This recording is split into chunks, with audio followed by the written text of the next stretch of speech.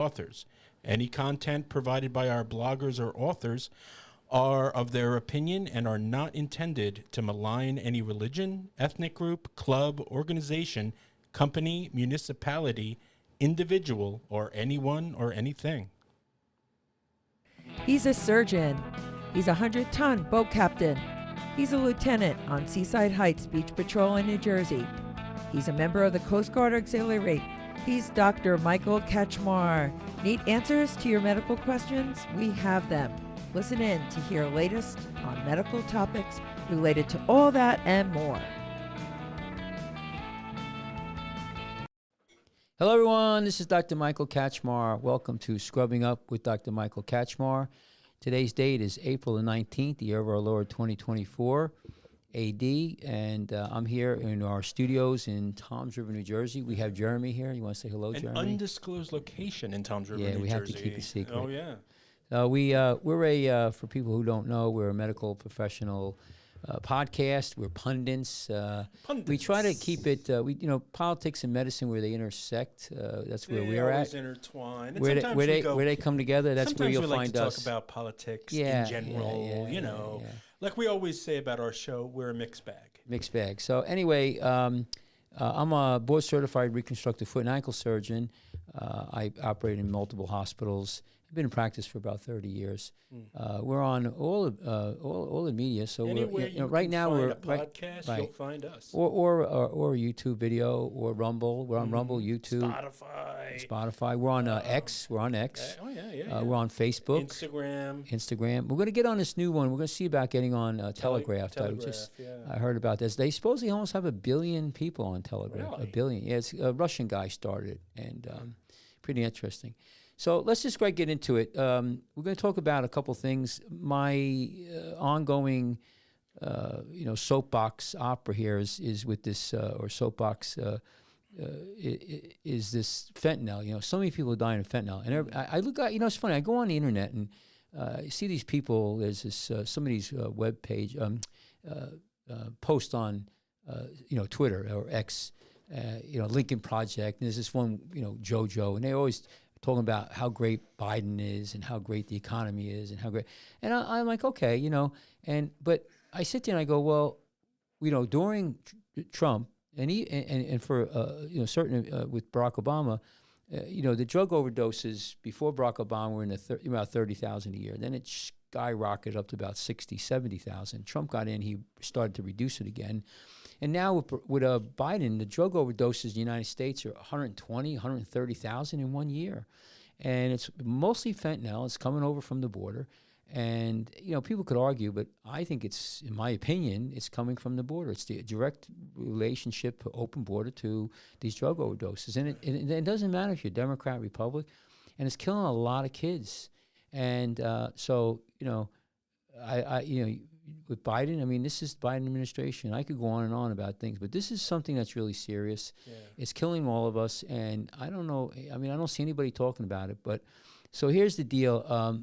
There's this. There was this one here which really caught my eye, and you see this all the time. This is endemic of what's happening in the United States. But the article here it says Kentucky boy, 8 years old, dead after eating strawberries from school fundraiser. So the medical examiner said the incident looked like an isolated allergic reaction. So that was what initially... Strawberries, yeah. Yeah, strawberries, he had allergic reaction. Puff you up, you don't know what's going on. Some people are allergic to all kinds of food. So we're going to read this here. Certain strawberries I'm allergic to. Put this article up for me, please, Jeremy. Yeah. Jeremy's our sidekick. So here, and this is published March 16th, 2024, and so an 8-year-old boy is dead after eating strawberries from a school fundraiser, authorities said. And on Friday around 6:30 a.m. local time, the police department responded to a call. That's early. Kids start early. They start school, man. It must have been like breakfast for the kids. That's early, 6 a.m. And the child was unresponsive and not breathing. The boy's family told authorities that he had been eating strawberries from a school fundraiser the night before. And began showing signs of allergic reaction, including rash, the outlet said. The child, whose identity was not been released, was given Benadryl and took a bath in an effort to help the symptoms. But they said it didn't go away. His family took him to an emergency room per 14 new. So though they were later discharged, when they went to wake the boy up the next morning for school, that is when the family found him unresponsive. Oh, okay, so he wasn't even in school. This was still in bed. They were going to wake him up, and it goes on. So then they had, this is a evolving story. So after I don't know. wait, hang on. Where the fentanyl? Okay, came so into hang this. on. After the young boy, well, listen to it. After the young boy's death, the Hopkins County Health Department issued a warning on social media to not eat the strawberries purchased by this. Keeps going on and on. And so they thought that's where it was going. In Hopkins County, yeah. Right, right. Some weird strawberries going on. Currently, the Department Right. of Public Health, environmentalists are taking samples of the strawberries to the state lab for testing. Although Right. this incident could be unrelated, the decision has been made to exercise caution and advise not eating any of these strawberries. So now, in a follow-up post, so this is new thing. So in a follow-up post, the organization said that the medical examiner, Dr. Christopher Kiefer, said the incident looks like an isolated. Okay, so it goes on, and it keeps going. So then, if you go back here, where was it? You're done now. So this was but there's a So they're sure. No, I mean, it doesn't really say. Are there sure fentanyl was in the strawberry? Or, no. It doesn't really say. so- It says they're like more testing to find out. Yeah. So there was a I'm getting lost here. There was another component art. So what happens is that they felt that there was an issue here with the strawberries, and it was pretty sad, this whole thing. And I'm trying to find the corollary to this. Hang on a second. So states and you know what, Jeremy, I can't find it now. Yeah. But I thought there was a follow up where they said that they. Wait, is there? Can you click to read more? Is there Yeah, something no, like that? no. There was. I'll have to. Let me just shut me down for a minute and go. I want to find the rest of the article though. So you'll go. No, just don't. I know. This thing keeps slipping Yeah, out. you can't go down. You go. Okay. Just go back up to the Over. camera. Yeah. So let me just find out the strawberry case. Just give me 1 second, okay? And so you still there, Jeremy? I'm still here. So the still here, I guess they have student lunches, right? They have student lunches for the kids. Yeah, but see, if this is a fundraiser, they got them from a certain location. That's Right, the one right, thing right. they're not talking about. They're saying, "Oh, don't eat strawberries from fundraisers at this county," but they're not telling you where the strawberries came from. No. you know, No. And what more than a allergic reaction to strawberries it's- really killed this kid? Right. Hang on a second here. Oh, this poor boy. Yeah, isn't it terrible? Yeah. And the family. Right. Oh shit. Excuse me. Okay, hang on a second. I'm You just know trying how- to you find know the how rest I am here. with kids, man. So I'm sorry about getting confused here. No, Okay. it's fine, man. It's fine. And It's only a live show, Mike. no, I know. Well, listen, I have my challenges. So go back to the video. So so that was the case. Everybody thought it was the strawberries, and the strawberries. You got to go back to the iPad icon. Yeah, Just hit I don't like this. Yeah. Just stay out of it. Just don't go into. Go down. Yeah, I see what you mean. Yeah. Yeah, just don't go in the middle. Just stay out of it. Yeah. So now I'm sorry about everyone. So the whole idea is the kid died of strawberry allergic reaction, right? That's what the coroner thought. That's what everybody thought. So then you keep going down here, and so you go here, and in an update on Tuesday, April 9th, the department said the test negative. Nothing. They were no longer issuing caution concerning the strawberries. Okay. They had so the it county wasn't the hospital. strawberries at They all. issued the warning. So then they said update. So then what happened is, the kid's stepfather, Antonio Burson, was arrested after police issued a search warrant in a home on Tuesday, March 26th, and found that a firearm, drugs, and drug paraphernalia. According to the media release from the Mansfield Police Department, Pearson, 33 years old, was charged with trafficking fentanyl, possession of marijuana, and drug paraphernalia, and possession of a handgun. He was later on booked on the Geraldo Rivera show? No, he was already booked into the county jail. And it says the obituary for Trey remembered him as someone who felt an incredible mark on the blessing. So this was kind of a weird scenario here. And initially they thought it was an allergic reaction, and then when they further evaluation, they found that the father had fentanyl and drugs in the house. What a stupid son of a bitch. So here it says they booked the record show. People show he was also charged with second-degree murder and is expected to appear in court on Friday, April 12th. Now, so you understand? That was the father. That's the father. Yeah. This is Trey's. So this is the stepfather. Let me go back here because it's a little confusing. Stepfather. That's what I was going to say, because I'm a stepfather, all right, but I'm more of a father than I am a stepfather. I mean, my kid, you know. So what happened was that.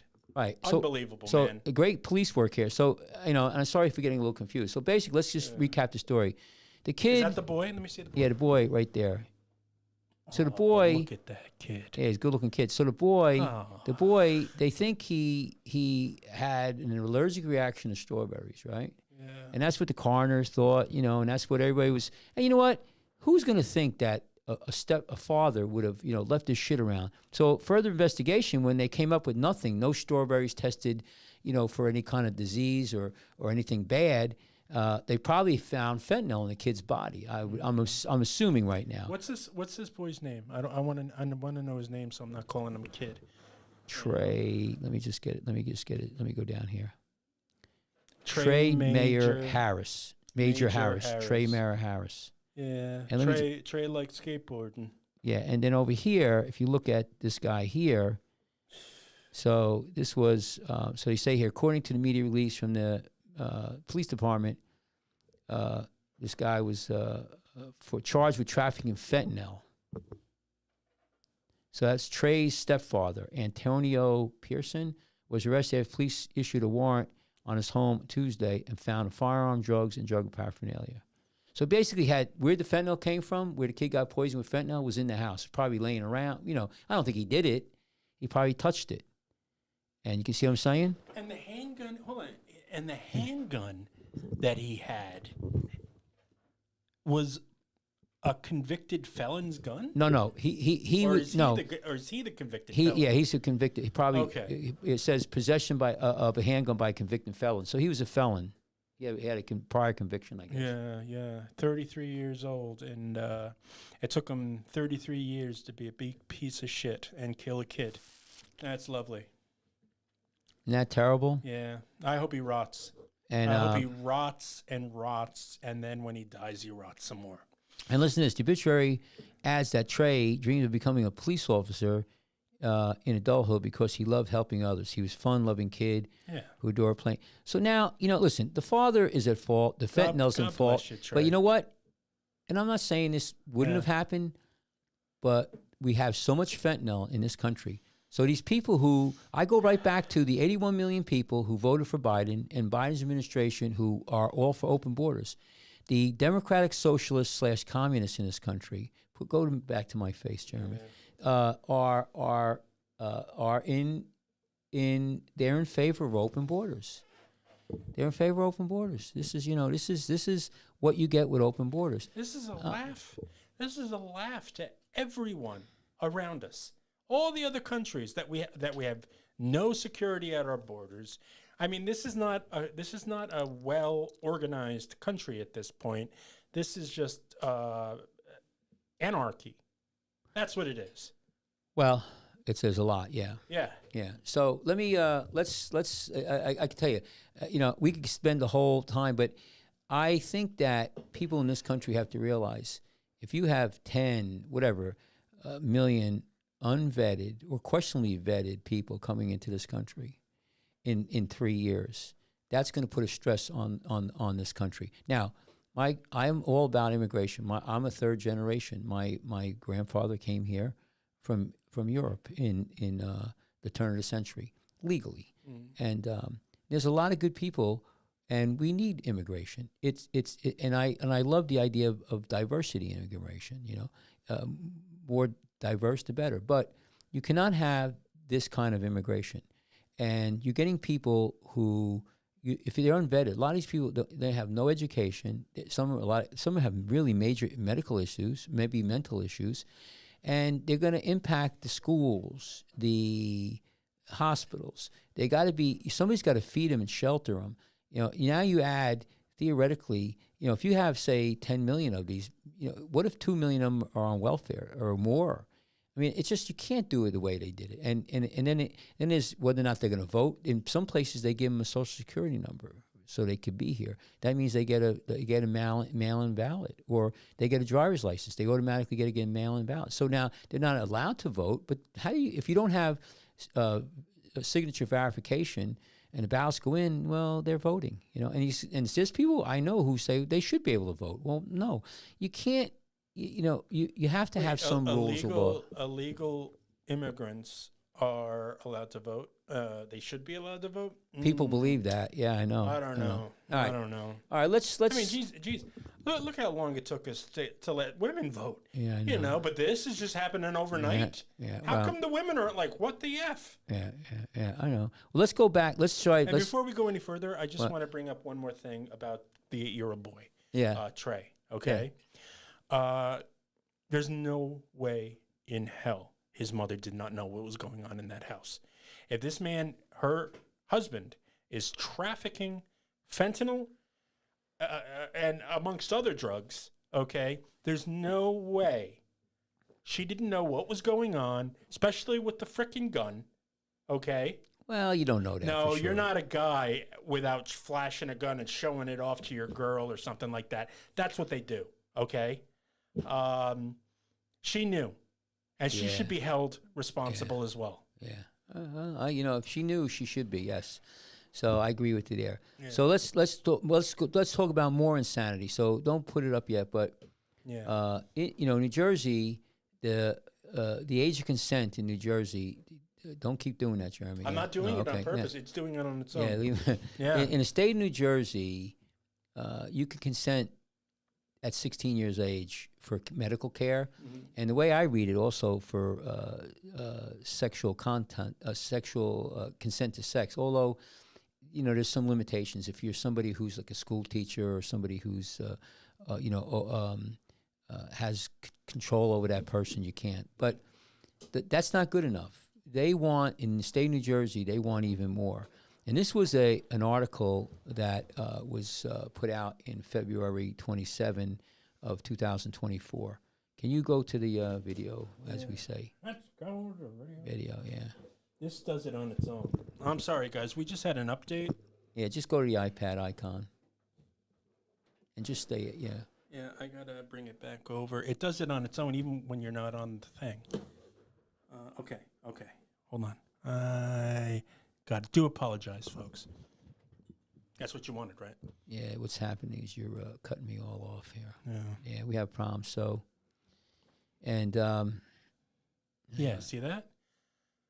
Yeah. I don't like this at all. So here it is right here. So some parents, let me have the mouse for a second. Let me try something. Yeah, you take care of it and you'll see. So I'm going to try something while we do this.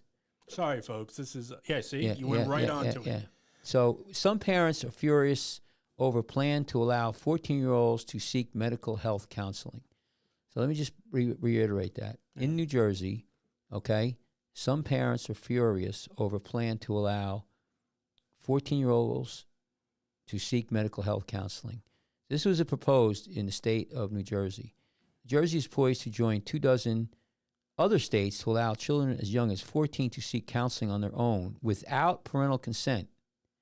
Let me say it again. New Jersey is poised to join 24 other states. That means 24 states already allow children as young as 14 to seek counseling on their own without parental consent as the nation grapples with post-pandemic mental health issues. So, you go on here. So this is basically voted to approve lowering the age of consent for outpatient therapy in the state from 16 to 14 out of concern that kids who are afraid to share their thoughts with their parents might suffer in silence, even harm themselves.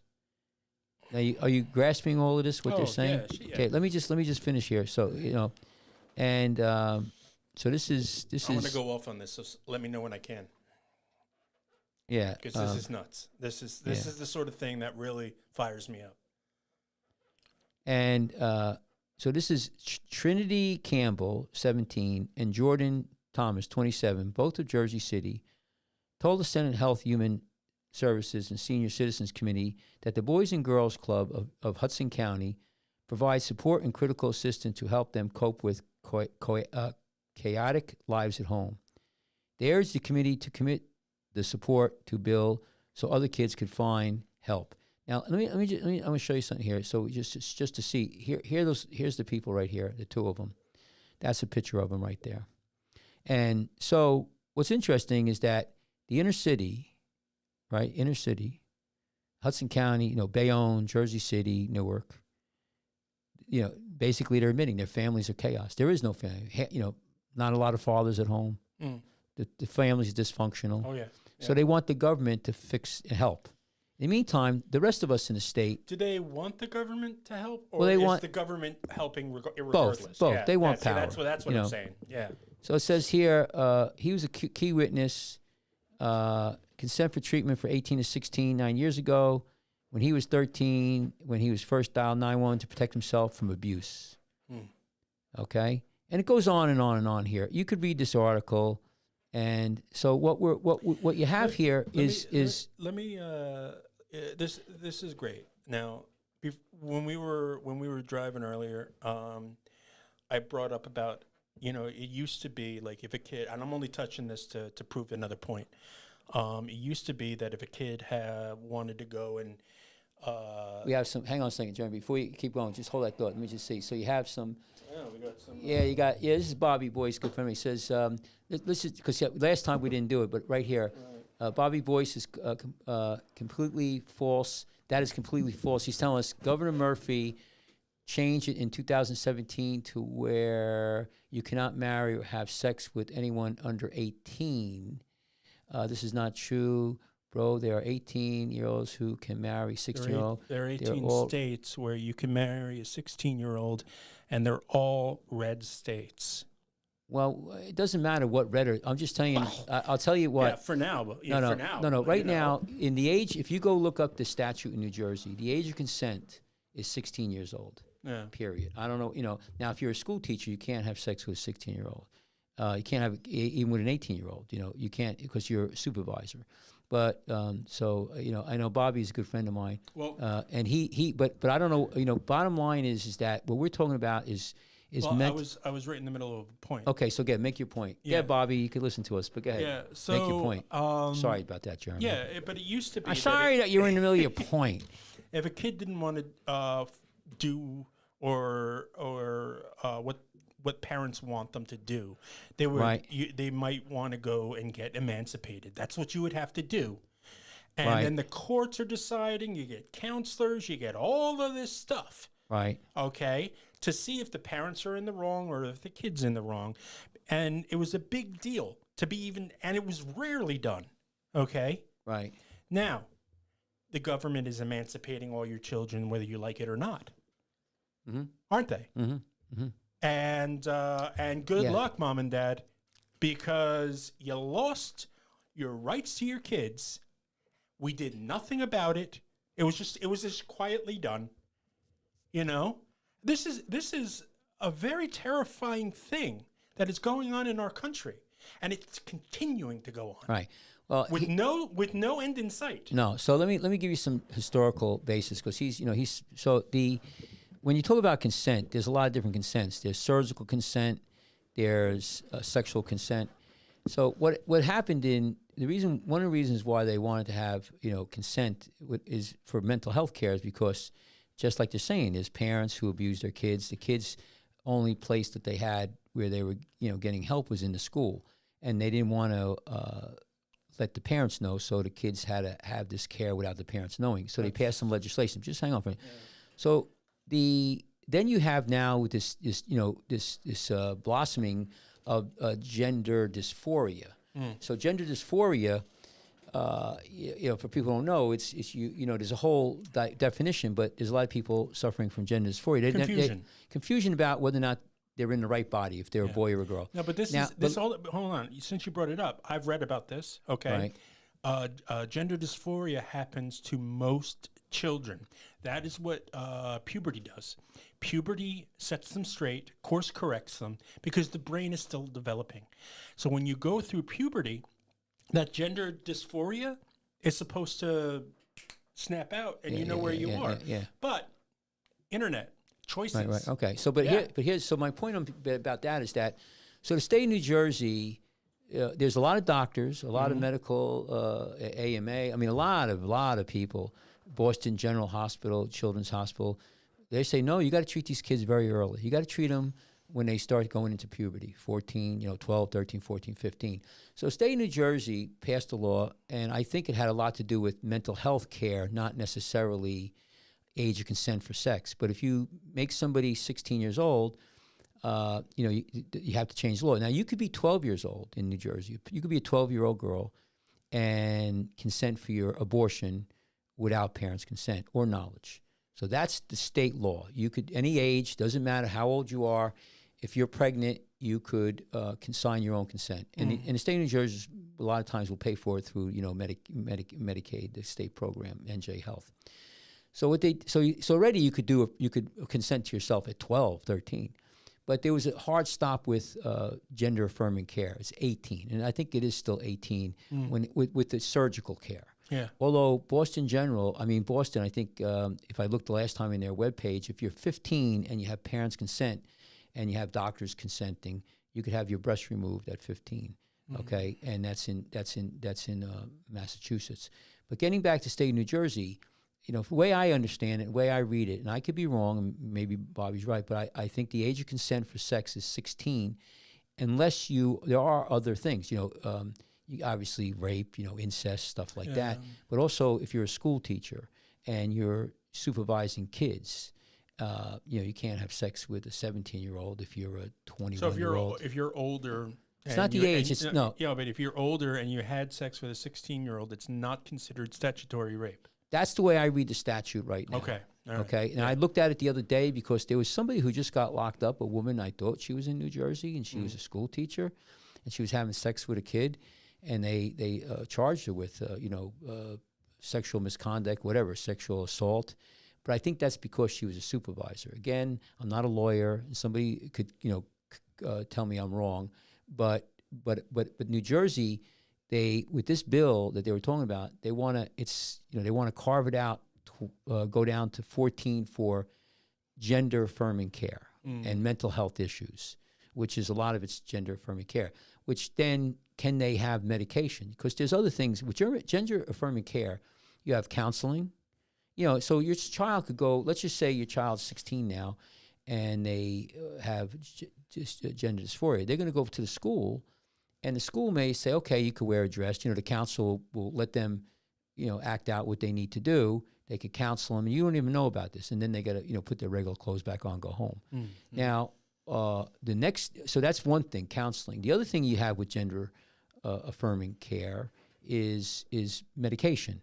There's all kinds of medications. Some are permanent, some they're pretty powerful drugs. Yeah. Now, I don't know if they're giving that yet under 18. I don't know. I don't know about this state, and I don't know about any other state. Again, it's hard to find this stuff I'm looking at. I hear allegations that there is, but I can't, say for sure. Then the third thing is surgery. The third for gender affirming care is surgery, and that's now what I could see is, and when they talk about gender surgery, there's your genital surgery is 18, but if believe it or not, your breasts are not considered genitals.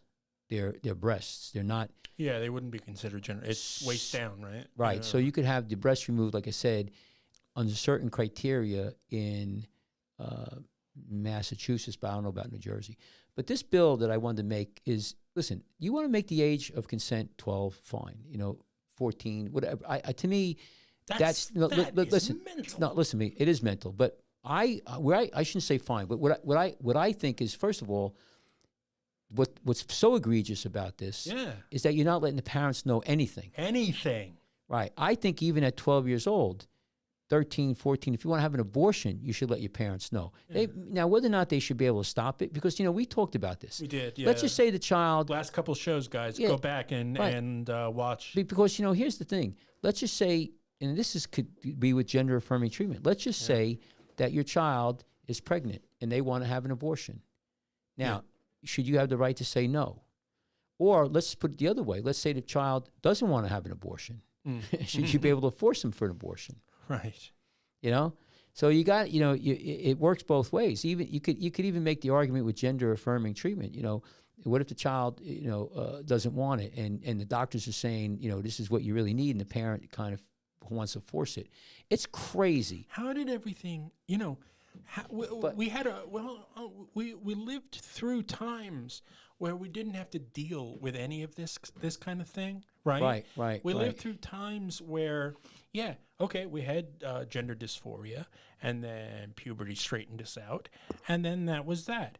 And how many, from the 80s to now, how many transgendered or people, kids, and all of that were there? So Bobby's just yelling at us, we're wrong. I have arguments with Bob. I've known Bobby for 20 years. He's a great guy. But he's kind of like, he's to the left. What are you saying, Bobby? Come on. Explain. I want to hear it too. So I don't know. He's saying I'm wrong. I don't know what he's talking about. But, you can't, in New Jersey, you could have an abortion any age. I know that for sure. I looked at the statute. I worked in the hospital.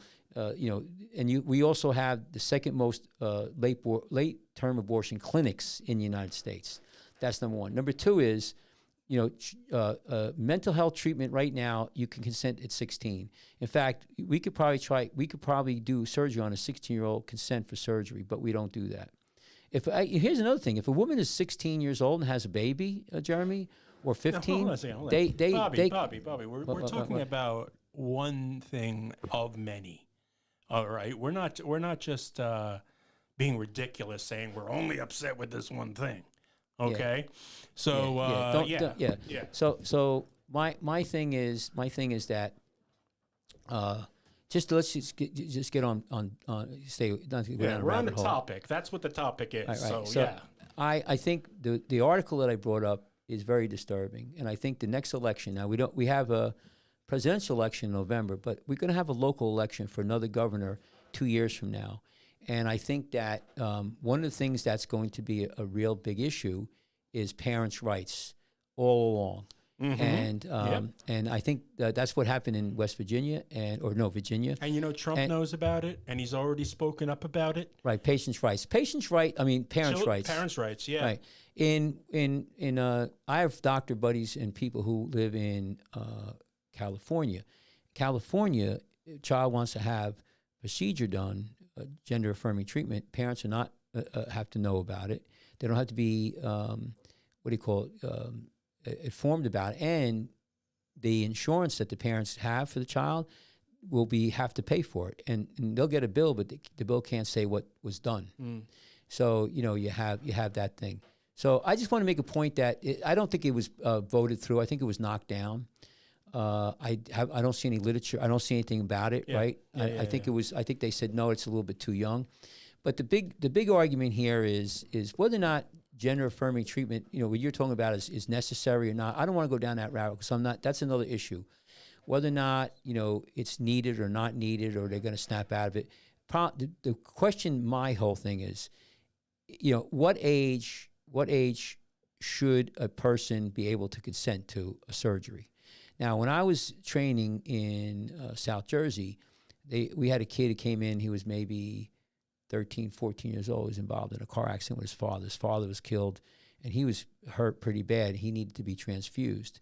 He was a not a born again Christian. He was a Jehovah's Witness, and the family refused to let us give him a transfusion. Right. But we got a judge real quick, and we transfused him, saved his life. Yeah. So there are situations where I could see going over the parents' consent.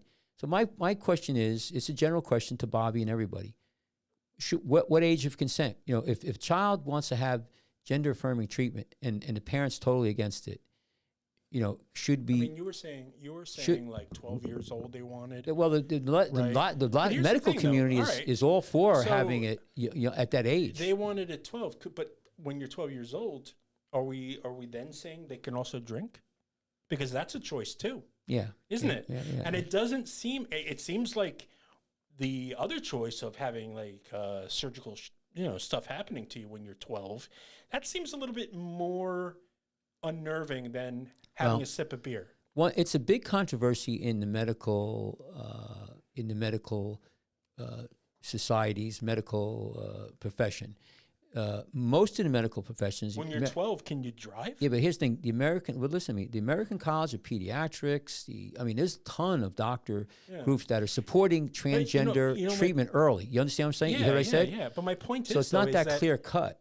If how many other things are barring these kids from doing? Yeah, but that we allow that. Right. Right. Well, what so what else can they do now? Well, here's the thing: if you don't, but here's the argument. If you're making a precedent that they have the rights to do that, what other rights are they going to demand down the road? Well, let me make you a point where you're coming from, because what they'll say is this: what's the reason to do gender affirming treatment early? What happens is these children, their argument is that they have a high propensity for suicide. They're miserable, and they die. They kill themselves. So high level of suicide. That's why mental health is so important. And that surgery and treatment, gender affirming treatment, fixes that. And so you would think you would have then less suicides at the other end. So now, wait, stop. But you're making a point though. But if you let somebody drink or not drink, okay, if you don't let them drink, it's not gonna. If you let them drink, they could kill themselves, hurt themselves. If they don't drink, it's for their safety, and it's not gonna. It's something you could let them drink later on. It's a little bit. You can't use that. You can't use that argument. No, I'm being a devil's advocate. I understand your argument. About allowing prepubescent children to make these like life-changing decisions. Yes. Okay. Well, with the doctor, supposedly, but not the parents. And there's where my issue is. Yeah. Now I got back to this. I said, you know what? It should be. And there's where the crux, now you're getting my argument. Right. Is forget about whether or not it's necessary surgery. Forget about whether or not they snap out of it. First of all, that surgery is heavy duty and it's permanent. I mean, how much money does this big money, tens of thousands, a big market. So you can kind of imagine that the doctors aren't motivated to change to go to make a better choice. There's one insurance company that we profiled. It was NJ Health, I think, in New Jersey. There's 15 procedures that they'll cover with certain diagnosis, okay? Kids have to be 18 years old. But the state of New Jersey will cover it. It's an NJ Health family plan, which is a Medicaid, state-funded.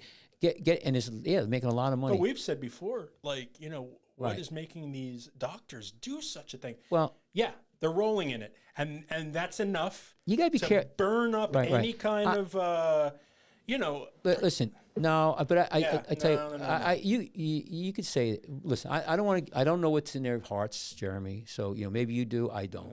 I don't know what their motive is. It could be very pure and honest and good. I can tell you this though, what my argument is, and it's going to be an issue in the next governor election in this state, is parents' rights. Yeah. And I think that before a child has any surgery, the parents should have a vote in the matter. Now, if the child says, I want the surgery, and you say vote, I say... Well, a say. A say, yeah. They have the say. But you can't, I don't think it's easy also where you could say the parent says no and that's the end of it. Because there's too much power on the other side. I think, This isn't power, though, Mike. We have to be very careful with the words we choose. Because once you start choosing words like that, then it sounds like it's some malicious thing. So, we're parents. Okay, so you don't want it. So if you say the child... And it was until 18, and then unfortunately at that point, they were on their own. And, So then everybody has to make a decision. Do you want to have it where child cannot consent without the parents? 12 years old. Yeah, they want 14, 16. So I think that number one is we should have discussions from the medical standpoint of really what the medicine is. And then, Mike, going through puberty, right? Yeah. The shit that goes on in your head when you're a child going through puberty, like you're thinking of things that you never would have before and right, won't right, again. Right. You know? Right. So this is a very delicate time for making kids to make any kind of choices. Right. Then you have the 14th Amendment, they bring into play, child's rights, where their rights are. Yeah. I would say this. I think that the parents need to be involved, for sure. They need to be involved, and they should be involved in abortion also. Yeah. I'm not saying they should be able to shut it down, but I don't think you should be able to have an abortion until parents sign a piece of paper saying they were made aware. Now, maybe there's some parents up North Jersey or in these other places that don't give a rat's ass. I don't. That should not be the standard of care, because you got people going up in front of Congress saying, "Oh, my family life sucked, and I need the government to fix me." Because you know what? There's a lot of families who don't have that, and then now you're giving the child too much power. So you make a good point. Too much power during puberty.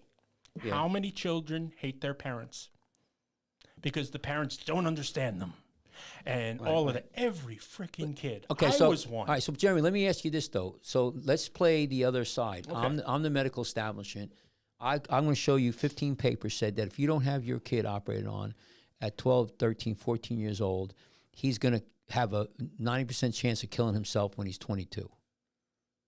And so, are you willing to take that risk? That's what they're telling the parents. Well, then I would. You see what I'm saying? I'd be going to therapy with my son. He would have personal therapy time, and we would have family therapy. So, but time. should you be able to, though? My point is that, and this is where you don't have to answer this, but should you be able to put a kibosh on any surgery, anybody under 18 years of age? Yeah, I mean, I think yes. So Bobby's going. So one of our people, I'm saying 18 is fine. Now he says 17 with consent. I don't know what that means. Parents' consent, I guess. Yeah. No, Bobby. Yeah, 100% agree with you. 18 is fine. 17 with consent. I agree. Don't you? And he's got 3 kids. Oh, all right, man. Well, consent with the parents. We're on the same page. Yeah. But my point is, the parents cannot. They try to pass these bills with no parent. 18, 17 with consent. Do you agree with that? Yeah, it's not a bad way to go. But at least the parents are involved. Listen, it's been for a long time that this state is trying to. You don't want a state to be the God, all-seeing. Right. But no, but at least, but I could tell you right now, and I want to move on to something else. It's going to be an issue in the election, because the people who are running, especially on the Republican side, are going to push state or pace. And I could tell you, on all over, the parents are pissed because their kids are being treated and they don't have any say. And what's interesting, they want to take the, they say we saw a hint of it. Okay, with the vaccines, right, and the parents fighting back and going to the school boards and stuff. But me and Dr. Barbara Schneider, who I do a show with called Radio Free America with Dr. Barbara Schneider, right here in our studio.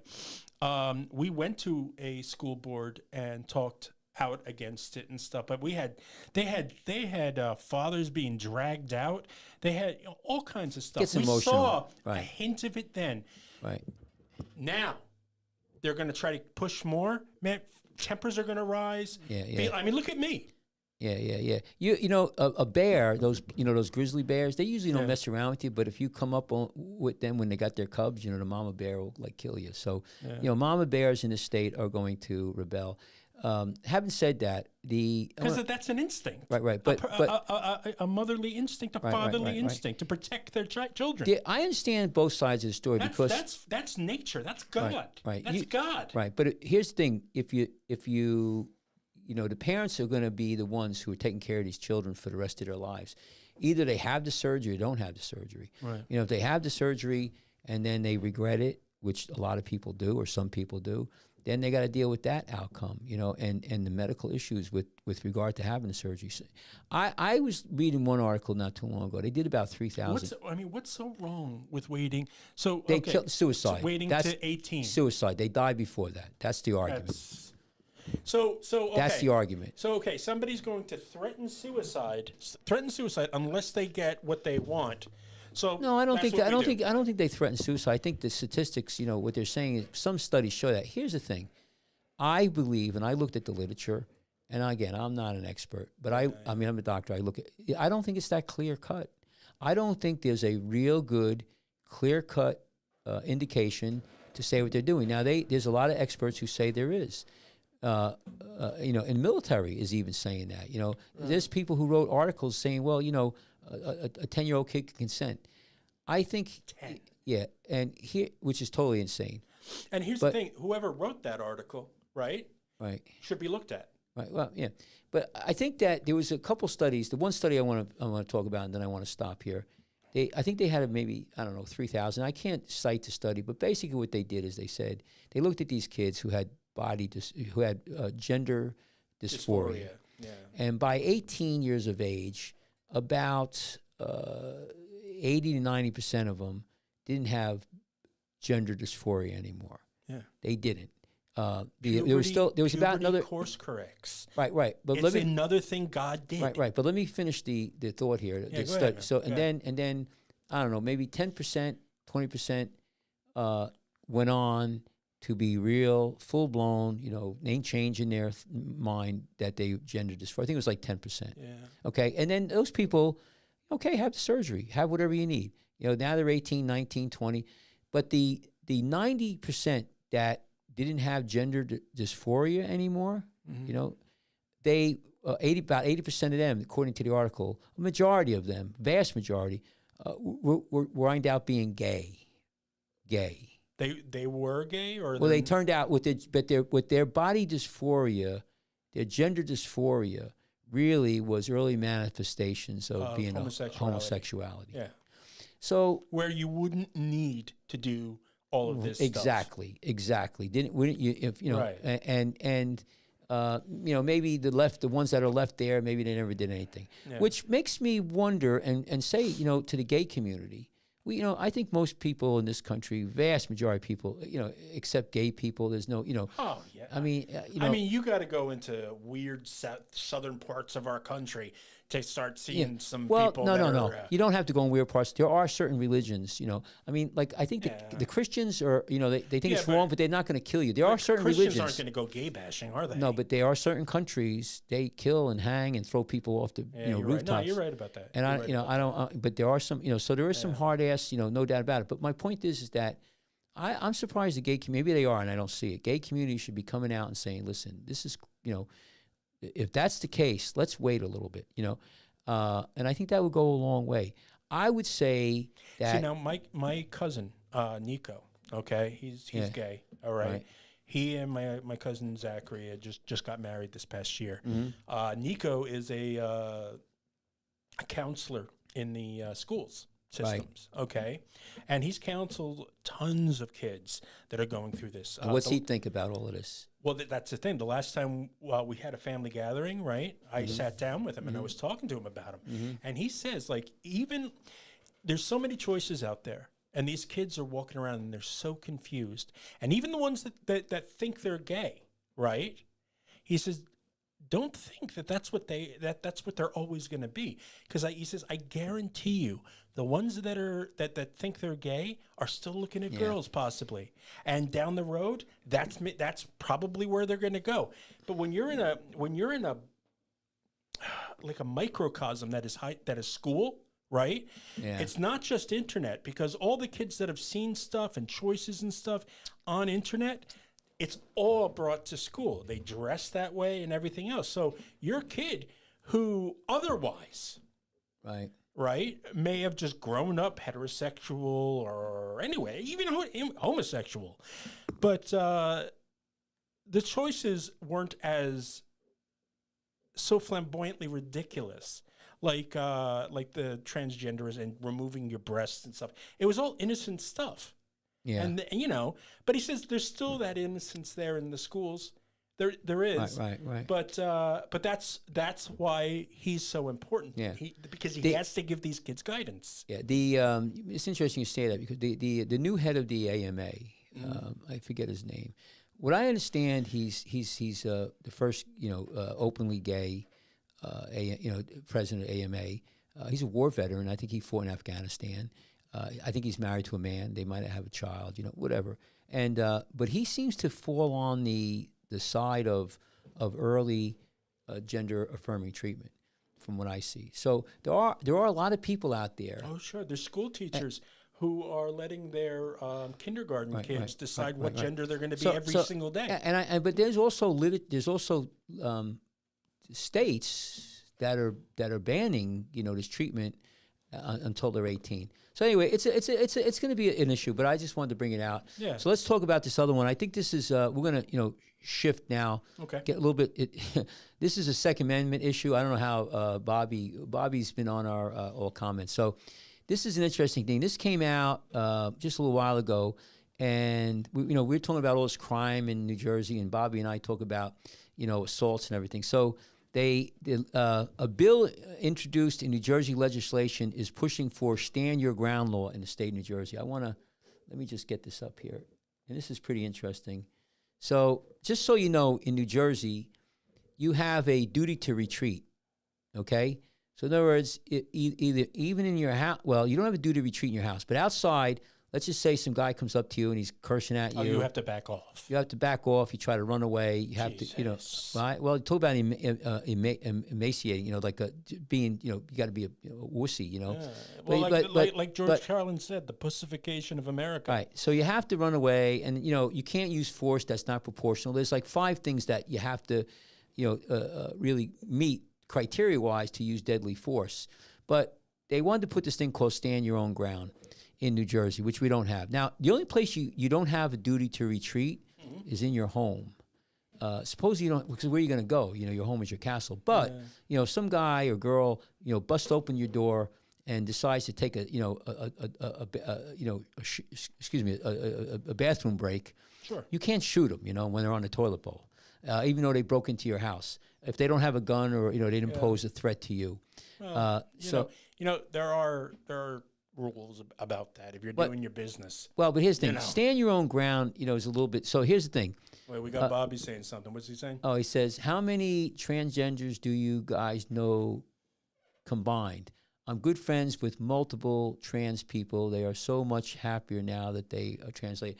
Well, we don't want. What are their ages? No, it doesn't matter. It does matter. Why? Why does it matter? Well, if they're young and he knows them and they're perfectly happy, they're not going to be happy in 20 years. No, they are. Well, they may not. No, wait. But here's the thing. I'll tell him. I do know one of my really good friends. See, and this is the thing. I argue about this stuff not for these kids today.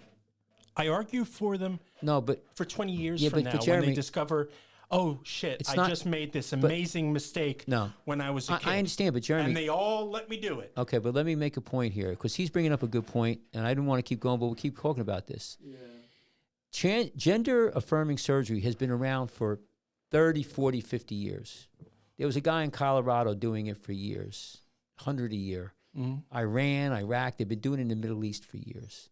Okay, a lot of people do very well and are very happy after the surgery. Okay, so you can't say that. A lot of them. Now, I have a friend. He's asking a question. I'll give him the answer. Mm-hmm. Good friend of mine. His name is Alex. His brother is a transgender. He had the surgery. Now he's a woman. He's very happy, married, and for many, many years. But he had the surgery when he was older, and it was in England. In Europe, they have been doing transgender surgery or gender affirming treatment for years. But How old roughly? I don't know how old he was. I don't know. But I think it was over. I don't. But let me stop, sir. But let me finish though. But they've backed off now in Europe because the amount of people having bad outcomes and not happy. Right. So it's the same old thing. How do you figure out that the argument is not that these people are not happy? How many of them? Where the argument is you can't get emotional. First of all, one of the arguments is you got to have it done earlier, the better. I don't see literature. I think if you wait until you're 21, 22, 23, as long as you don't commit suicide, you could have a good outcome. Can I add something? But you hold that thought, so it does people. Like I said, the 10% of those people out of the 100 that thought they had body dysphoria, needed the surgery because they never changed. They were strict. So the real argument here, the real question, the challenge here is to pick out when they're young who's really going to need the surgery and not, and then how young of the surgery. And then also you have, as the parents have to get involved. Now, No, again, so tell me yeah, what. well, So what? that's- So give me. that's crazy. So give me what you're going to say. I don't think it's about the how young. That shouldn't even be a. Well, a no, point. but they're asking No, for I that. know that, but we've already said that 18, 17 consent. That's what we agreed upon, right? Right. Okay, so I wanted understood. I'm not saying no one should have any kind of gender surgeries or anything like that, gender changing surgeries. Right. I'm just saying, wait to an age, and it shouldn't be a thing that children should need to do now. If you need to do it now and you're a child and all of that, I'm sorry, it's not right. It's like if a child says, "Oh, I need to drink right now." Yeah, but Jeremy, I'm sorry, Jeremy, wait until you're 18 Yeah, 80%. Like there's a huge amount of medical. or 21 or But whatever. what I'm just telling you is the science, the medical. I don't agree with them 100%, but you got the AMA, you have the American College of Pediatrics. Yeah. They're But all. if you don't feel like you don't belong in the body Jeremy, that Jeremy. you're in, I think you should go do that. Jeremy, but you have to discover yourself. You have to allow for time to discover who you are now before you make a change that's going to change you completely. Right. It may even change your name, your personality, everything, because you want to become this other Right. way of living. Well, if you believe that the medical society is doing this because for nefarious reasons, then I can see your passion. But you got to understand, there's a lot of doctors, including Money is a big reason. And again, the head of the AMA is pushing for early gender affirming treatment. I'm just telling you. And so a lot of other, I would say the vast majority of the medical community is this. You could go on webpage, every hospital in New Jersey, I mean, they're all having gender affirming treatment programs, and they're chomping at the bit to get it younger and younger and younger. I'm telling you that there's a force out there that wants to make it younger and younger and younger. I understand where you're coming from, and I understand where they're coming from. But I think that the first thing we need to do is have the parents involved in this, and more than just a bystander being told what to do. Nothing is going to change in this administration. In New Jersey, you're talking about? No, presidential administration. No, no. There's states who are It's up to the states. There's states who banned it. I think Iowa just banned it. Yeah, I mean, I know that there were some red states that. What's this in here? Tell your friend how many times they run away from. Okay, so let's go back here. Let's talk about this. Now, no, Bob, we can't do anymore. I just want to talk about. So this is the bill. Let's go back to this. That's why, because we're going to run out of time here. We're getting off topic. So I want to talk about stand your own ground, because I'm a big Second Amendment individual, and so this is a bill introduced in the New Jersey legislation is pushing for stand your ground law in the state. This expands the justifiable use of force and deadly force when people are defending themselves. This was the one that grew a lot of attention down in Florida with George Zimmerman, with Trayvon Martin. Remember that, And it says the bill is unlikely to gain any support because of Democratic-controlled legislation. But the bill, is interesting, and it was brought up, and here it is right here. And it was brought up by two individuals, and you could read about it. But basically, you don't have to retreat. If somebody comes up to you and threatens you, what I like about this is that, if you have a knife or a gun on you, let's just say you have a permit to carry, and 5 guys come up to you and they start getting in your face and cursing at you and threatening you. So I'm going to kick your ass. I'm going to F you up. Mm. I can't pull my gun out now. If I pull my gun out, even though I don't use it, that's a felony assault charge with a deadly weapon. Just drawing it. Just drawing it out. Wow. Just showing it. Or for that matter, even if I said to you, hey, I got a gun, and if you hit me or hurt me, I'm going to shoot you, or I'm going to pull it out. They could turn right around, call the police, and say that he threatened me. So So when you're hanging out with your when you were kids in school and stuff like that, and you said, "Oh my God, I'm going to kill you," you can get arrested for that now? Yes. When you never meant it, it was just a turn of phrase. Yes. So. Whoa, what happened? What happened? What? Oh, all right. My screen went blank. Oh, so you're banging the thing too much.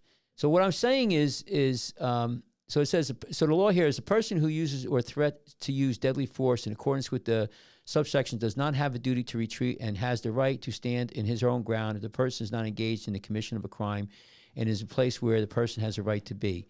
So basically, and it goes on and on. But I think what I like this is that you should be able to, I think, in this state, if you're carrying a gun, right, and you feel threatened, 9 guys, 2 guys, whatever. I mean, you could come up with the arguments, what's considered a threat or not. But you should be able to, say you have a gun, pull your gun out. I just want to make a point. You can't do that now. In the state of New Jersey, you cannot say you have a gun or pull it out and threaten somebody. Even if let's see, continue without scrubbing up. No. So you know what I'm saying? Instagram knocks out in an hour, so that's probably an hour. Yeah. So I don't know how you feel about that, but you didn't know that. So if you have a knife on you, you're not supposed to carry a knife for death. But let's just say you have a carry permit. I mean, I think the best thing is in New Jersey. Even last week we were talking about how much force are you allowed to use, if any. Has to be proportional. To be proportional. I mean, But here's the thing, Jeremy, and I argue with Bobby. Now Bobby could bring in. He's out of it now, but because we lost Instagram.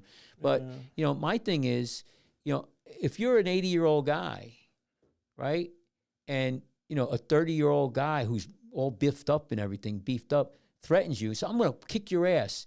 One punch and you're dead. So that's deadly force. It's possible. One punch and you're dead. Yes. Yeah, it happened. I could show you 5 cases that happened past 3. You punch somebody in the nose hard enough, that nose is going into the brain. That's happened. So then can I at least pull a gun out and deter that individual? So then people say, well, I've had these discussions. You could have mace, shoot somebody with mace, and then if that doesn't work, then you could pull your knife out. If that doesn't work, or you punch them and they fall back and their head hits something and oh fuck, now they're dead.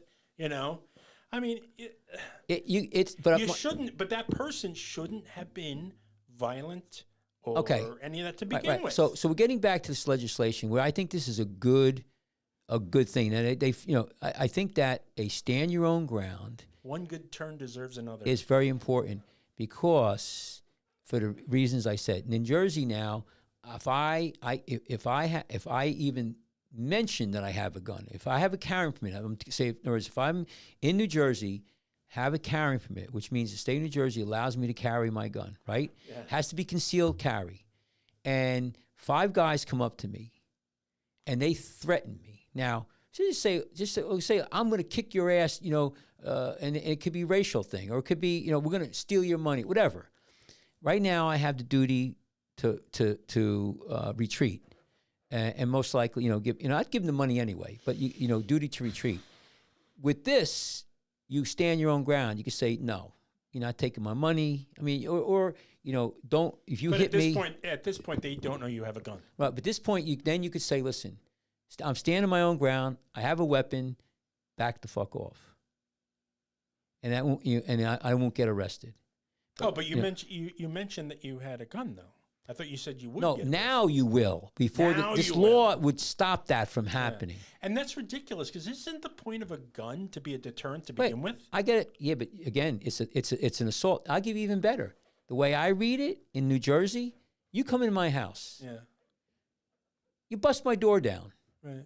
I didn't like it anyway. No, and you come in and you're like, I'm going to kick your ass and everything.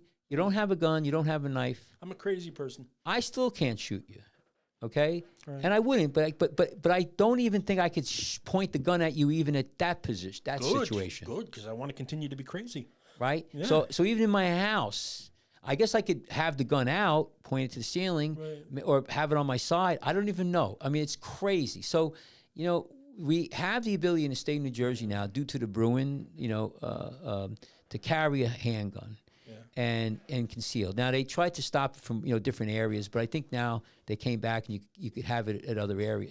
It's more spread out. Yeah. But my point is, this was a good bill, and I think it was something that was positive. It's probably going to get knocked down. I haven't watched it, but I think this is just the beginning. You're going to see it more and more because once you carry, you're going to have all the other laws go along with it. Yeah. And the biggest one is that brandishing. So that's another. So in New Jersey, it's called brandishing. So let's just say I'm at the store, and I have the gun underneath my belt. It's in my waist. It's concealed. You can't see it.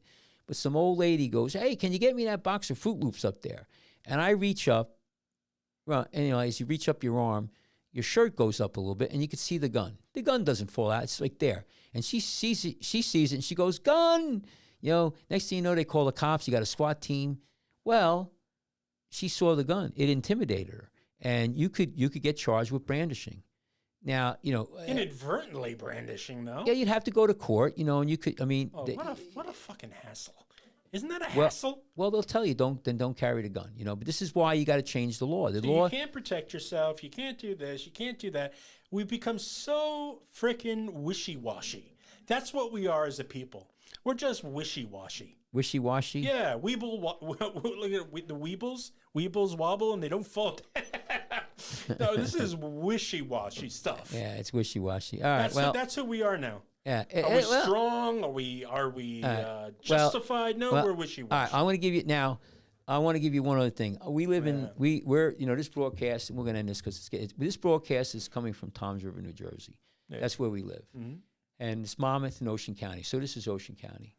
And in the past 4 or 5 years, but definitely in these past 3 years, I've seen such an increase in crime in our area. And I'm talking about break-ins. We were talking about that. This is in our area. In our area. And this is, break-ins into the houses where people are living. Yeah. Some of it's for cars. These young kids are coming and getting the key fobs. A lot of these kids will go up to the front doors, kick it open, and then grab like keys or whatever, because that's where we leave our money sometimes. They're looking wallets. They're putting trackers on the car. They follow your car, and then they try to get the key fob that's inside. It's a quick smash and grab. Right. Yeah. So then you have a couple, and then these people are breaking in. Used to be they break in during the day when you're at work. Now they're breaking in. People are at home. There was a doctor up in Point Pleasant, Princeton Ave area. Him and his family were up in the bedrooms, and they broke in, and they stole his Mercedes-Benz, They huddled upstairs, they were shit scared. But now you got more sophisticated. There was a robbery in the mall here in Toms River. It was they burned the safe, and it was a professional job, It wasn't like some, wacko. So it goes on. I could tell you, their houses are being broken into. There's tons of road rage. And there's fentanyl deaths. There was a girl down in Lacey, a woman in her 30s, 40s. She was 30s. Her infant died of fentanyl overdose. They locked her up because she was having fentanyl. I mean, these are just middle class, regular people. Yeah. It's I've never seen anything like it. And then right now in Toms River here. The police are going through all kinds of stuff. I don't blame them, but they don't want to do crap. I mean, they get jammed up if they pull somebody over. All these rights and everything. You got these kids racing all over here, and the mufflers, the noise.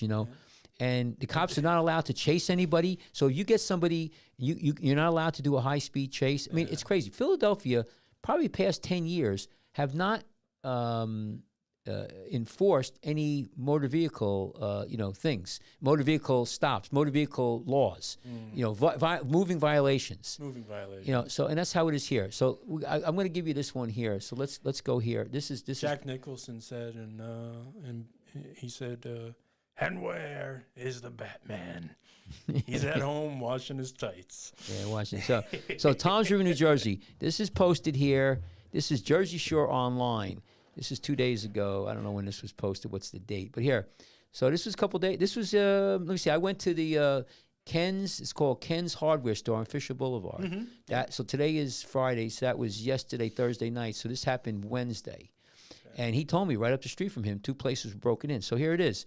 Toms River Police Department is currently investigating two thefts that occurred overnight at businesses along Fisher Boulevard. It's right up the block from us.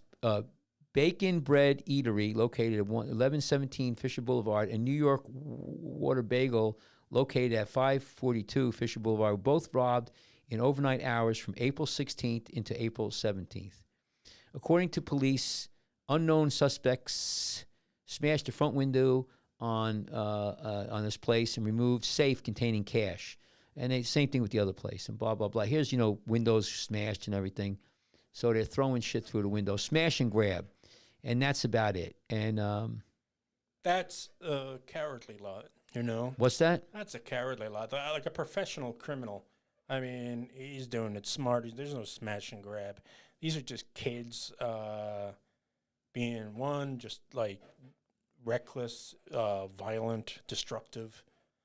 Well, and because we've defunded the police, they can pretty much walk most of these kids. I mean, it's. Well, here's the thing. There's no bond. New Jersey is one of states. There's no bond, so there's no. People don't know. There's no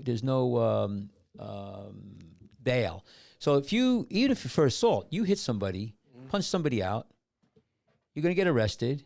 Yeah. But then you're out in 2 hours. I mean, and if you're an illegal or a minor, forget about it. Now, in New Jersey, I suppose they've changed it, but if you're under 21, you can smoke pot in public, drink in public. I could tell you, my friend who was just retired detective, Toms River, he was telling me, you get a call, somebody stealing a car, you get there, they're taking off on the parkway, they tell you stop the chase. You can't. They don't want to have that, so you can't chase anybody once they get going, because then they get in a car accident. Yeah, but then they kill other people. But then we have Dr. Michael Kachmar on Scrubbing Up saying that, what's all this crime going on for? I mean, that's the issue. Yeah, and I tell you, I mean, the cops don't want to deal with it, and so now, and I always say this, Jeremy, if you don't have justice, you have anarchy. And that's why I said the Batman thing. Right. And then after anarchy, you know what comes next? Yeah. Vigilantism. So, and that's bad. You don't want that. And you don't want violence. And these people what gets me is they stop the bail. So nobody stays overnight unless you're super bad. That's one of the problems in New York City. You're letting people out all the time. Although I will say, and I'm not a proponent for vigilantism, but I mean, I would rather see that stuff on the news where people are trying to actually change things for the better, do good, instead of these people out there doing bad and making everything worse. You can, but vigilante can make things worse. I'd rather see more of the good, because all we're hearing is the bad. Now, what you need to see, Jeremy, is you need to have police do their jobs and allowed to do their jobs. But I want that, because then you think, oh, well, hell, there's a change going on. See, this is what I'm hoping for when Trump becomes president again. Like all of this stuff about like parental rights and stuff. He says, I'm fixing that 2 seconds in. Yeah, I don't know how much he's going to be able to do, though. It's the states. Look how much Biden did, undoing the Trump years. Yeah. All right? Yeah. And he did it like that. Yeah. Well, I'll tell you, there's a great movie, and it's called The Vigilantism, and Vigilante. Yeah, and it's back in the cowboy days, Western days, and they catch this guy who they think killed this family, and he's really turned out to be innocent, and they had their own. They didn't want to wait to bring him back to town for the judge, and it was maybe 20 guys. It was one of those posses, Yeah. And they convicted him and they hung him. And he was like, he goes, I got kids. I didn't do anything, And they're like, no. And they hung him and they killed him. And then later on, when they were going back to town, they met up with the sheriff, because he wasn't involved in this. And he goes, yeah, we caught those guys who killed the family. So they killed somebody for no reason. Yeah. You have to be careful when you start talking about vigilantism. And again, I understand where you're coming from. Yeah. But you don't want that. There was a DC Comics Western comic book hero called The Vigilante. And I wonder if that inspired it. Well, it's interesting. There was just one on the news. I didn't pull it up, and I'm not going to go search for it. But I'll tell you, This makes the point I'm getting at.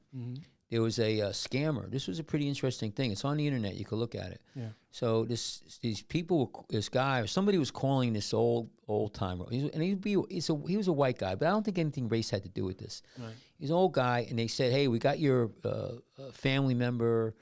Whether or not they said they were holding him, he needs bail, or he was locked up, or they needed a ransom. I didn't get the whole story, but basically somebody called him up and said, we got one of your family members, and we're holding him, and you got to give us money. Right. And it sounded like it was a criminal thing, like ransom. We're going to kill him if you don't pay us. Yeah. And so he said, we're going to send somebody over to pick up the money. So what they do then is they call Uber, and they ask for an Uber driver to go pick up a package. I guess Uber does that. I didn't know they do that. So the Uber driver comes up and happened to be this, middle-aged black lady, and it looks like she has arthritis. She could hardly walk, and she has her camera on the car, the video, and you see her come out with her phone. I guess she has the address and everything. And this guy comes out with a handgun. It looked like a .45 caliber revolver with the hammer cocked, and pointing at her. And he backs her off, and they go in the background. Supposedly, he shoots her multiple times, kills her. So now she's dead, and he's arrested. They're looking for the guy who did this. So this was like some kind of scam. But, and you could do a lot of things with this. The guy's probably senile. I mean, the poor woman had nothing, she had no idea what was, coming up. Some guy comes out with a gun. Yeah. It's a tragedy for both of them because she's dead, and he's going to go to jail for the rest of his life. No. This is a video I saw yesterday. Okay? Yeah. But here's the thing, and I think he's mentally maybe not, but he's senile. But you can't take your law in your own hands. There's this great situation. Okay. There was no threat. He thought there was, but see how my point is. You could think about these things. That's why there's a famous painting in where is it in Philadelphia, I think, where you see this lady, right? I'll never see that one. You see this old lady, right? Yeah. And she's standing there, and you could see, what her body image.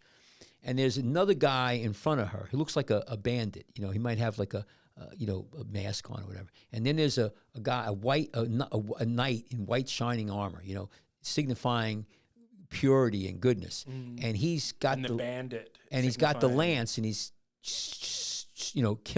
skewering him, the guy. Yeah. But in the meantime, she's got a gun behind her back. She's the the picture clearly states she's the one who's the aggressor. And so the knight in the shining armor gets confused, thinks that the bad guy is the bad guy, who looks like a bad guy, but he's really not the bad guy. The old defenseless lady was the bad guy or bad girl. Well, I want to smoke whatever the artist was smoking. So, but you could get confused. My point is, you have to be very careful. So anyway, what were you going to say? I watched the video yesterday. Did you what I'm talking about? The old guy? No, it runs along those lines, and what we can do and what we can't. Okay. Oh, okay. So this was a recording taken from a Ring doorbell. Okay. Right. And we talked the same thing that we were talking about earlier about the kicking in the door and the smash and grabs. Right. Well, this kid with his getaway driver parked out in the street, ran up to the front door and did that. Okay. People were home. Right.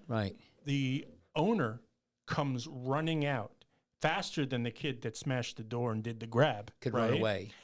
And the kid's running now down the driveway toward the car, his getaway car. Okay. Yeah. And the guy got him, tackles him, right, throwing him up against the escape car and stuff. Right. Then the driver of the escape car backs up. We got to show this one day. Oh, I saw that one. Backs up and then tries to. He runs over the guy. The guy floats on the top of his car, and then he smashes into the owner's car while he's doing it. And meanwhile, the guy falls off the car because he just got hit. He's still got his phone out and he's getting the driver's license or the driver's plate and everything. I mean, you know what the moral of the story that is? What? Don't bring a car to a car fight. Yeah. You don't bring your knife feet to a gunfight. Yeah, I mean, that guy was clearly, I mean, he should have gotten his car. That owner Yeah, kicked yeah, his yeah. But he's lucky ass. they didn't pull a gun out and shoot his ass. No, I know, but that guy had brass cojones. You had you had another one, which is an interesting case too, where there was a cop. He's off duty, and this was another tragedy. And because there's all. Here, let me make a point. I'm all for the guns. I'm all for carry. There's supposedly 1 million a year of people who back down people with a gun. There's great stories. There's a lot of good stories where people would have got killed or whatever, and they pull out their gun and they stop it. They don't shoot anybody. Or there was some where there was one I just heard, 80-year-old lady. They broke in her house, tied her up, and with the safe and everything. Yeah. He went downstairs. She shot him twice, and he got 10 shots off. I guess he unloaded his clip. Hit her, but she didn't die. I guess she was a better shot. No, I don't think we did. I don't think we did talk about this. No, but this other one where this was a cop. He was a New York cop. He retired. He was 65 years old. Went to South Carolina. Was a cop down there. They hired him, and he was off duty. And there was an altercation, and supposedly he was trying to arrest some guy, which I don't know. How off duty should you be even doing that? But anyway, the guy got in his car and he tried to stop the guy from driving away, and he felt that his life was threatened because the guy was driving, and he shot him. So he got charged and indicted with murder. Killed a young guy, and so you have to be, you don't want to be sit there. And I wasn't there, but you could get very emotional. You could get very taken up by the circumstances where. You think you're really being threatened and you're not. So I understand where there's a problem. I think the biggest problem with carrying a gun is, this road rage, because, people get crazy. And I've seen it in Philadelphia. It happened about 10 cars in front of me on the Schuylkill Expressway. It was like bumper to bumper traffic. It was like 90 degrees out. I was sweating. And I remember I hear bang, bang, bang, and then anyway, it was another 2 hours of me sitting there sweltering, until I finally got out of it. And what it was two guys, business individuals. From what I could read in the newspapers, I remember they were nice guys. But, one guy's dead and the other guy's going to prison for the rest of his life because over, fucking bullshit traffic shit, So you have to be really careful. When Maggie and I were first dating, right, I started noticing her, while she was driving, she would just get pissed off at things, right? And then it built up over time, and a school bus cut her off. And she starts chasing the school bus. I'm like, what are you doing? No, that's bad. Yeah, they're crazy. Settle yourself. Right. Well, I'll tell you did I tell you about my road rage? No. 3 weeks ago. No. Yeah, I came out of my office in Bayville. It's funny we talk about that. I didn't bring this up. It was, So stop. I go up the same way every day for the past 30 years. So it's called Route 166 going to the Parkway. It was Thursday, 2 Thursdays ago. It was a rainy night. It was dark already. Probably 8, 9 o'clock. It was dark already. Anyway. So I'm going there, and I'm in the slow lane. I don't drive fast. I got my pickup truck. It's a big truck. It's an F-150. So there's a van in front of me, and he's going quite slow. But, so no big deal. I go around him, and I pass him on the left-hand side. And there's a guy in front of me, and so I'm going to then, pull over back to the right again. But the guy starts slowing down a little bit, for the light. So I had to slow down a little bit, and I cut in. And the guy flashed his lights. Maybe, he felt I was too close pulling in. You know what I'm saying? But, I mean, I didn't think so. It was pretty far away, and there was no accident or anything like that. It wasn't like he had to jam on the brakes, And I think he overreacted. But anyway, so I'm at the light, and that guy who was slowing down, he made the light. He's gone. Or he turned. He was a turning lane there going into South Toms River. This guy pulls up right next to me, to my driver's side, and I'm talking inches away from my truck. Like, I'm surprised he didn't hit it. And he rolls down his window, and he's yelling at me. Now, I'm at this point, I'm the king. I kid you not. I didn't know what was going on. I thought maybe I had my back lights were out or something, or maybe he knew me, it was one of my friends, so I roll it down, and I'd say he was in his 30s, skinny guy, black glasses, black hair, and he had a Middle Eastern accent, and he goes, "You asshole, you cut me off," going on, raging, right? And I said, "Listen, I'm really sorry. I said, I didn't mean to do anything. And he goes, and that's all I said. I said, I'm sorry. And I didn't, you know, I was very nice, you know. He goes like this. He goes, I have a kid in the back of my truck, you know, back of my car, a van. I couldn't see anything, you know. It's all like, he goes, I'm going to F you up. He takes his safety belt off, right, and starts like getting out of his seat. He's going to climb across the car, I guess, come out his window and come into my truck. I don't know what he was going to do. So I looked at him. I said, dude, man, you got to get a grip. You better calm down. And I pushed my button. The window went up. So, but did you say it as calm as that? Yeah, it was. Yeah, I have it on. I have it on recording. I actually. Do you really? Yeah, yeah. Oh, you got to show me that. Well, you know. So anyway, so it goes. So he takes off. You know, and the light changes. You know, it was. You know, maybe, and then he goes real slow up the ramp. You know, like trying to bust my balls. Then, so then I don't ride his ass or anything. I'm like, okay, dude, you know. And then when I get on the parkway, I take off, and he's taking pictures of me, whatever. So I don't know. But anyway, my point is, you know, he got like I was like, I'm sitting there going, what are you gonna do? You gonna come? I said, you got to get a grip, dude. He's gonna. Like, what, is he going to crawl across the car and into my window and like abandon his kid in the back seat? Yeah, just to get a piece of you. I was like, you know, and I just rolled up my window. I'm like, this guy's, you know, but I think that he wouldn't have done anything. I think it was more emotion, and that's what happens. People get crazy, but I see more and more of that now. This road rage, the road rage is getting bad around here. Yeah, that's another thing, and. You know, maybe it was bad years ago. I don't see it as much as I do now, and that and the break-ins and so it's getting to a crazy time right now. Yeah. And yeah, chasing anybody. If anybody's out there, listen. If anybody cuts you off or gives you the finger or blows the horn or you know goes up your ass like with the car, just let it go, man. Yeah. Just let it go. I tell you, in the city, let it roll off your back. In Philadelphia, what they used to do. This is if you go, you know, in these bad neighborhoods. This is 30 years ago, right? They'll stop. They used and these guys would do that, and these were gangbangers. They'd have their car and the light would change, and they'd sit there. Maybe they're lighting a joint or whatever, and you blink your lights or beep the horn, they'll get out. You better duck down and they'll shoot right. You got to respect that. And they shoot right through your windshield now, and that happened to a couple of the doctors in school, and. You know, they ducked down and they were okay. They shot through the windshield, hit the back of the seat and everything. But you know, it's that entitlement. I mean, they think they're owed everything for doing nothing. But that's not my point. My point is, this is my point. Don't fuck with these people. Like that guy. I'm not. Next time, I'm not even going to roll down my window. I'm not even going to. I mean, if anybody's yelling, I'm going to go. Here's the thing. What if that guy pulled out a gun and shot me? Now he'd go to jail for his life, but I'm dead too. You know. Yeah, and who's taking care of that kid? That's my concern. Well, yeah, but my point is that if don't like your wife chasing somebody, I mean that's crazy. What if that person turns around and shoots you, or you know you don't know? I exaggerated a little bit. No. But she got.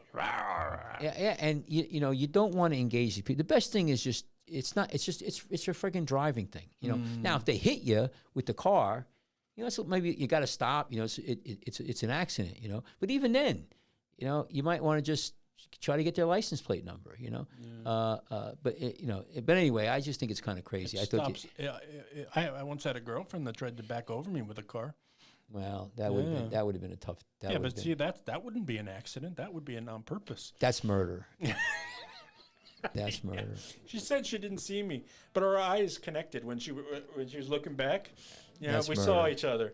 That's murder. Yeah, that's murder. That's murder. So anyway, there's passion. You know, you come home and you know your wife's in bed with your next door neighbor, and you shoot him. That's been going on for a million years. You know, but this other stuff, this road. So I would say, listen, everybody, no violence. Let's keep it calm. Be kind. But I think though, compassionate. I really believe though in the state of New Jersey, if they have stand your own ground, you'll have less than more violence because I think it'll push people back. The other thing too is, you know, make this point. You carry a gun, and it changes your whole mentality. You know, if you don't, you're not going to be as as an asshole. I have friends who have states where they carry guns, you know, and they got them in their car.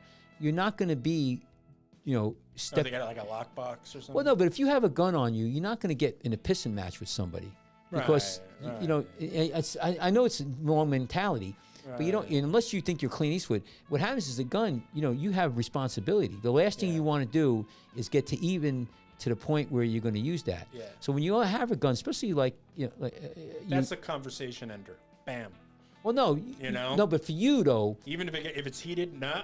no, you missed my point. If you have the gun, Yeah. and you know you have it on you, It's that responsibility. right? That somebody gets pissed in your face, you're going to walk away. See, we were talking about force. What force do you use? The gun is the ultimate force. Right, but my point is that when you have a gun, when you own a gun, when you're carrying a gun, yeah, you have to think about that. Yes, you have to think about it because you're not going to be an asshole, because unless you're like some Clint Eastwood idiot, because if you you have the means to end this if you needed to, but you could it's also get not jammed what up. You're looking to do, but also if you use that gun in not the appropriate way, you could get jammed up. Yeah, you are. I mean, and then you got civil and all that. So it's actually, I think, a good thing. I have friends who live in Tennessee. Everybody has guns. Everybody's polite as shit because they're worried about somebody else going to shoot them. Right. They're like, somebody cuts them off. They're like, oh, that's okay. Don't worry about it. Right. So as gun owners, as people, you're a gun owner, right? Yeah, I've always had. Okay. I've hunted, but it's always been hunting doesn't stuff. that make you feel like what's the point of having a carry license if you can't even and you might even get effed over by the courts if you used it and they think you shouldn't have used it there, but the guy might have killed me. Well. No, it's a huge responsibility, and it's huge, and that's why I'm telling you. It's almost a deterrent from getting a gun. Yes. If it's just going to F me over if I used it. No, these are things that you have. Had the need to use listen, it, there's a lot of people. There's a lot of people should not even own a gun at all. I agree with that. I mean, people are very emotional. Like I was talking to my friend. His wife, is scared about all these break-ins. She wants to get a gun. Him and I say, "Oh, don't get her a gun. Don't get your wife. You'll have some guy will be delivering a package at the door and she'll friggin' shoot him away. Right. I mean, you got UPS delivering stuff 2 o'clock in the morning, 3 o'clock in the morning. I mean, like 3 early. I mean, you get stuff early. So I mean, papers are delivered super early. It's a huge responsibility, and I think that if you want to have a gun at home, okay, and maybe something like a shotgun or whatever. I mean, you can have whatever you want, but I think though, when you're going out in the world and you're carrying a gun, you better be really well trained, know what you're doing, and it's an awesome and big responsibility. And I have cop friends who will take a beating before they pull their gun out. In other words, and they've had, this one cop buddy of mine, he went to a party to break it up, and about 3 guys, started fighting with him. He was rolling around. He could have justified, taking his gun out, I guess, but he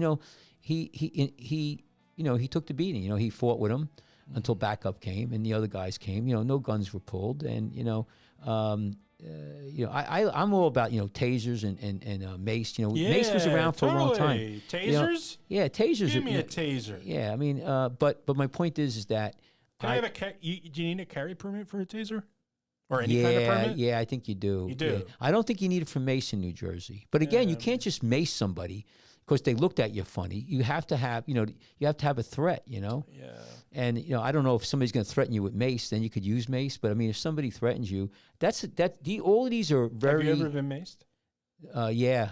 Not for a test. Because they had to see how you. Yeah, but also you had to know how it felt. Yeah, but also we had an altercation on the beach one day, and the cops all came down. It was a big fight. These guys were all drunk, and we had them all under control. We tons of us, we just cut them down on the ground.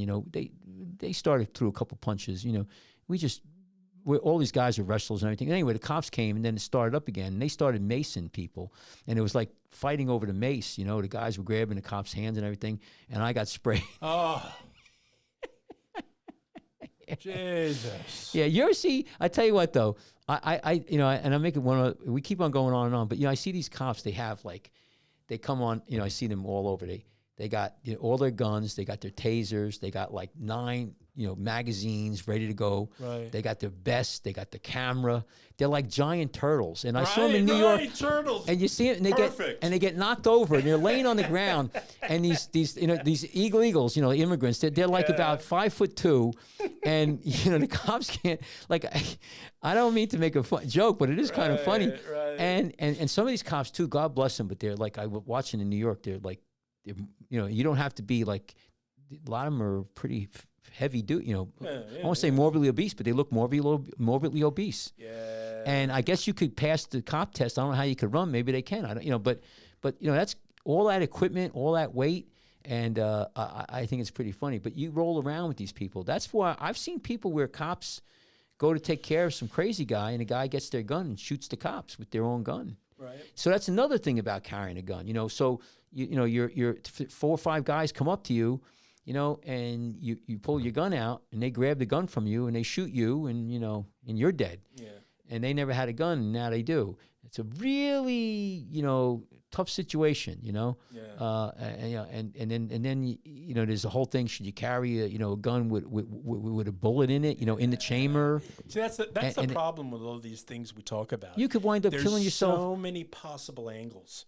There's so many possible angles to hit, and from the other side, there's so many angles that they go after. Right. And oh shit, I didn't expect that. My buddy in Tennessee, there was just some guy getting in his truck, and the gun went off. It shot himself in the leg, and he bled to death right on the side of the truck. And he killed himself, accidentally. There was another one. That guy in World War II, Hubler in Easy Company. Right? Yeah. The whole time he's talking about getting a Luger. He wants a Luger so bad. Right. He finally gets one. Right. Okay. Right. And he's showing it off to everybody because he shot a German. Yeah. And that's how he got it. And it was an amazing shot. And that very night, he's putting it in his pants. It goes off. Ugh. And it cuts the femoral artery. And he dies. Yeah. And he died right there. Yeah. There was one where a guy, 80-something-year-old guy, was taking his gun off, and if you have one in the chamber, you a lot of times you clear your gun. So so he was clearing his gun went off, and it shot through the floor, and his wife was downstairs, and it hit her. That's a 1 in a million shot. Well, I tell you what, I would investigate that one. Hey honey, he's listening to the floor, but we understand it was an accident, but what's all this X-ray machining upstairs? So, you got that. And then, New Jersey has a law where, your gun needs to be locked up. Your gun's supposed to be in a case and the ammunition in another case. But, that's another thing. People don't lock up their guns. The kid gets it and kills himself. That happens so much. And we've talked about that endlessly on I don't know how much show. I don't know how much that happens. You say endlessly. I don't. It happens. It happens. Man. It happens so much that we hear about it. You're not going to hear it if it's like an isolated situation. When you say so much, there's probably 400 million, 500 million guns. Yeah. I don't think. I mean, it's a rarity. No, it's not, because when there's so many guns. So many what? Guns. Yeah, but so many what? You just said there's kids getting killed. I'm not talking. In households where people don't have the correct lock boxes, it's going to happen. And the more guns that are out there with parents who are being immensely irresponsible. By not having such a thing. The more guns that are out there, the more opportunities for such things to happen. And so, I don't think it's a small amount. I think it's a steady amount that goes on. So what's your answer? I think it's stupid. You own a gun. It should be part of the licensing that you have a lockbox. Well, it is in state New Jersey. Well, okay, but it should be that way all over. Yeah.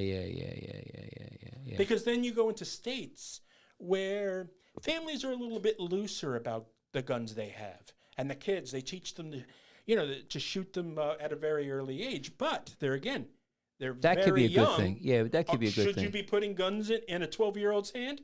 You need to start thinking smartly with these kids.